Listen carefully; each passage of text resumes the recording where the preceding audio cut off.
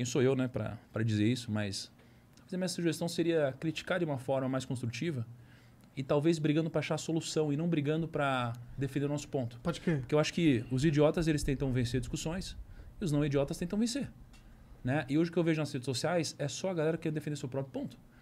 Então, de fato, quem está preocupado com qualquer tipo de mudança, Monark?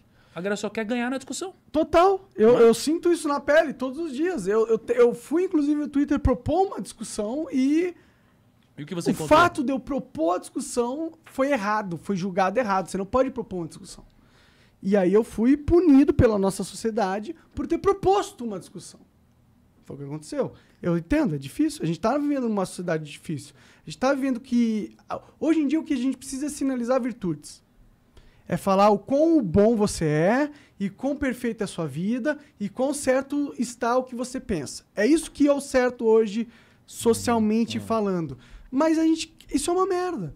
Porque aí a gente elimina o fato que todo mundo é retardado, burro, todo mundo é. Todo mundo é. No sentido que, se for para pensar, o coeficiente de inteligência, a possibilidade de... Pega uma inteligência artificial, que vai ser desenvolvida daqui a 20 anos. Pensa o quão inteligente vai ser essa porra. Com conhecimento total da humanidade, com capacidade de processamento infinito, com não sei o quê. Agora pensa um humano tipo eu. Eu sou uma ameba em questão de inteligência. Limitado. Isso é pra todo mundo. Nós todos fomos criados limitados nessa terra, entendeu? Então, a partir do momento que você se põe numa posição social nas mídias digitais, como você é perfeito, e como você é o arauto daquele que é capaz de apontar os erros da sociedade, apontar o caminho certo e também julgar aqueles que estão no caminho errado e excluí-los da sociedade, a gente tem um problema. A gente tem uma patologia de pessoas que estão se pondo acima da própria humanidade. E é isso que está acontecendo, infelizmente. Caralho, viu aí? Bebida entra, o monarca sábio sai.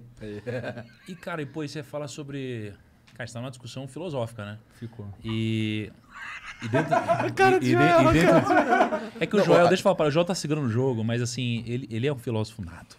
É um filósofo nato. Cara, a proposta mãe da filosofia é preparar a gente para esse naipe de discussão, né? Se você pegar o estoicismo lá na origem, pô, tu estudou estoicismo pra caraca, qual é a proposta estoica? Que, velho, vou te preparar para todos... E qualquer acontecimento mais trágico que seja. A chinela vai cantar, meu irmão, você vai estar pronto para discutir, vai estar pronto para viver, vai estar pronto para viver com pouco, viver com nada, viver na merda, viver outro lugar e pensar com a sua própria cabeça, né? Porra, cara, se liga nessa, ó. As pessoas não estão preparadas para ter um debate filosófico. Por quê? Não mesmo. Não mesmo. Por no quê? Twitter, então, vixi. Porra, no Não, Twitter, mas veja só. cara, também tu quer o quê, né? Realmente. Não, mas veja só, e não é que eu esteja. A minha intenção é de que sim, não significa que eu esteja. Mas por que eu digo que as pessoas não estão preparadas para um debate filosófico? Porque a essência da filosofia é a busca pela verdade. E as pessoas, elas querem buscar a verdade? Não. Elas não querem. Então, elas querem a confirmação. Elas querem a confirmação. Viés da confirmação pura. Então, olha só, eu estava trocando ideia com o Joel, pô, algumas das reflexões mais incríveis que a minha vida me proporcionou foi conversar com esses dois aqui. Né? E aí eu estava com o Joel, um dia desse, a gente estava conversando, refletindo, e a gente começou a falar sobre conhecimento e sabedoria. Né? E o conhecimento, ele muitas vezes é o excesso de informação, é o acúmulo de informação, é o acúmulo do que você estuda. Né? E a sabedoria não tem a ver com conhecimento, a sabedoria tem a ver com uma postura. Com a postura de você entender que você não sabe tudo. Né? É igual o Joel está fazendo agora, ele sabe pra caralho, tá segurando um monte de coisa, com certeza não tá falando e tá só... Puta, isso aqui faz sentido e tal. E daqui a pouco ele vai cuspir um monte de coisa, se prepara. Então, nessa cabeça... De né, intelectual, pós-graduado. Nessa cabeça da sabedoria, de entender que a gente não sabe tudo, tem um cara que talvez tenha sido uma das pessoas mais sábias da história, que foi Sócrates. Eu ia falar do Sócrates. Porque o Tem um Sócrates... ponto interessante sobre isso. Olha a história sobre Falou, Sócrates. só sei que nada sei. Eu acho que é dele essa Foi. frase. Cara, só sei que nada sei. Mas O esse é um Sócrates resumo cara- muito grande da Da história obra, dele. é. Até de como ele morreu. Pode... Eu tô ligado, tô ligado. Posso fazer meu storytelling? Claro, claro. Porque o bagulho tá vindo. O bagulho Manda tá aí, vindo. manda aí, só. Calma aí. E o Sócrates, cara, ele é um cara que andava na praça, mano. E ele falava assim, porra, você ama a sua esposa? Aí o cara fala assim, amo. Aí fala, é mesmo? Que massa. Então você deve saber o que é amor, né? Aí fala, sei. O que é amor? Ah, é tal coisa, tal coisa, tal coisa. Aí fala, ué, mas amor é isso? E ele ficava fazendo pergunta o tempo todo. Aí o cara fala, porra. Aí ele ficava puto. Fala, então você sabe o que é amor. Fala, o que é amor você então? Aí o Sócrates falava, não, mas eu não sei. Fala, caralho, eu não sei. E aí, ele só questionava. Por quê? Porque ele tinha uma postura de sábio, de que não afirmava as coisas. E ele teve tanto essa postura que na vida você encontra livros de Platão, você encontra uma série de livros, mas você não encontra um livro de Sócrates. Por quê? Porque ele nunca escreveu um livro. E ele nunca escreveu um livro por quê? Porque ele nunca acreditou que ele saberia tudo a ponto de registrar isso de alguma forma e acreditaria que passaria através da tradição oral. E no final da vida de Sócrates, o que aconteceu foi que ele foi aprisionado porque ele tinha questionado os deuses e tinha questionado uma série de coisas. Toda a status quo da sociedade grega na época. Foram 3 Entendeu? condenações. Ele introduziu novos deuses, corrompeu a juventude e por conduta antipatriótica. Foi condenado por um júri de 500 Os caras viram que ele pessoas. estava crescendo politicamente, tinham medo dele como inimigo político e quiseram cercear ele. Mas a história de Sócrates tem um ponto anterior ao que o Thiago falou que é muito interessante. Por que ele começou a indagar as pessoas? Um dos alunos dele, se não me engano foi Xenofonte, foi um dos caras que deixou escrito os ensinamentos de Sócrates, né? Assim como Platão. Ele foi até o oráculo de Delfos, que era o oráculo mais importante da Grécia, e ele perguntou no oráculo, quem é o homem mais sábio? E o oráculo de Delfos eram uns deuses gregos se comunicando com a humanidade. E eles falaram, é Sócrates. Ele chegou pro Sócrates e falou, você é o homem mais sábio. Ele falou, eu sou o homem mais sábio?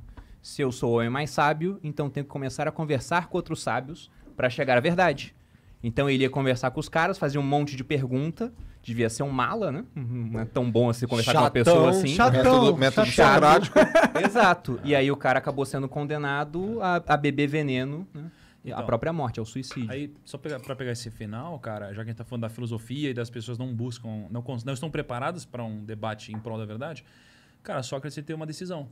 Porque ofereceram para ele a possibilidade de falar assim, cara, se você quiser se salvar dessa, é só você admitir que o que você fez é uma calúnia, pedir desculpa e nunca mais fazer isso. O que ele fez, mano? Tomou veneno e morreu.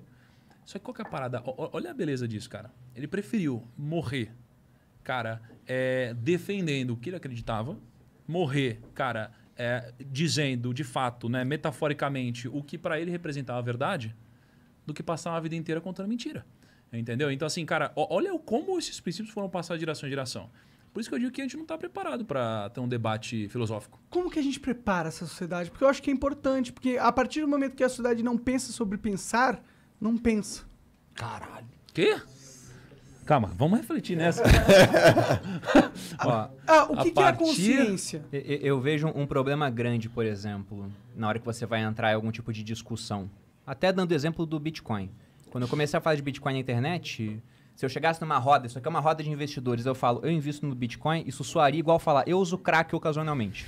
Iriam olhar pra mim da mesma forma. Hoje virou mainstream. Todo mundo tá colocando nos portfólios, já entende o ativo, só que tem caras que falaram tão mal lá atrás, que esses caras não estão mudando de ideia hoje. Eles só deixam de falar, porque assumir o custo do próprio erro pode ser muito custoso para a reputação das pessoas. Isso acontece em vários campos. Nutrição, por exemplo, isso aconteceu. Você tinha uma série de diretrizes nutricionais, que elas foram criadas por conta do governo americano. Um presidente chamado Eisenhower teve um infarto. Por que ele infartou? É a gordura. Gordura é o problema, tira a gordura do alimento, você tirou gordura, proteína mais ou menos constante, bota carboidrato. O que aconteceu é mais gente engordando e mais doença cardíaca.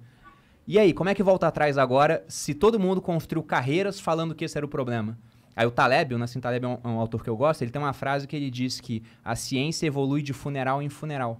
Então, quando esses caras que construíram carreira dentro de um argumento errado morrem, você abre espaço para que novas pessoas com novos argumentos surjam. Mas o ser humano, em ponto de discussão, essa questão do Sócrates acontece hoje, só que em vez de tomar veneno, você é cansado em rede social. Sim, e esse é o meu erro, porque eu não entendo isso e, portanto, eu acabo tomando veneno, é isso? Cara, o João citou o estoicismo. Eu vejo da seguinte forma, né? O Sêneca, que é um autor estoico, ele tem uma frase onde ele diz que nenhum sábio se revolta contra a natureza. Sim. Isso é a natureza humana, cara. Não tem solução. O debate vai ser sempre raivoso. Ainda mais na internet. Sim. Porque no debate presencial, se a gente começa a divergir muito das ideias e uma hora você usa um argumento ou me ofende demais, talvez isso termine em embate físico. Então, a simples sombra da ameaça de embate físico controla os argumentos. Na internet não tem. É O verdade. cara pode xingar a tua família até a 15ª geração e daí? E os outros vêm, ficam mais raivosos. Então, a internet amplificou tanto coisas boas quanto ruins na sociedade. O debate vai ser cada vez mais raivoso e não vai ser um debate buscando verdade. É um debate querendo lacrar, Mas aí, buscando like.